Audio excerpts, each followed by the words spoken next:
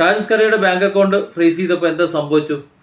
സ്കറിയുടെയും അവരുടെ മറുനാടൻ മലയാളിയുടെയും അവരുടെ എല്ലാ ഇടപാടും നിന്നു. ഇവിടെ നിന്നാണ് പണം വരുന്നത് എന്ന് കൃത്യമായിട്ട് അതിനകത്തുണ്ട്. യൂട്യൂബ്, ഫേസ്ബുക്ക്, റവന്യൂ ആണ് അവർക്ക് കിട്ടിക്കൊണ്ടിരിക്കുന്നത്. ആ ഓഹരി കൊണ്ടാണ് അവരുടെ കുടുംബം, അവരുടെ വിദ്യാഭ്യാസം, മറ്റു കാര്യങ്ങളൊക്കെ കഴിഞ്ഞു പോകുന്നത്. അതാണ് മാസക്കണക്കിന് കാലം പിണറായി സർക്കാർ മുടക്കിയത്. അതായത് വരുമാനം എങ്ങനെ ഉണ്ടാക്കി കൊടുക്കാമെന്നല്ല, എങ്ങനെ മുടക്കാമെന്നാണ്. 1 രൂപയുടെ കള്ളപ്പണ ഇടപാടുകളോ മറ്റു കാര്യങ്ങളോ മറ്റ് അനധികൃത ഇടപാടുകളോ നടന്നിട്ടായിരുന്നു ഫ്രീസ് ചെയ്തിരുന്നതെങ്കിൽ സഹിക്കാമായിരുന്നു. അതുകൊണ്ടാണ് ഞാൻ ഈ വീഡിയോ ചെയ്യുന്നത്.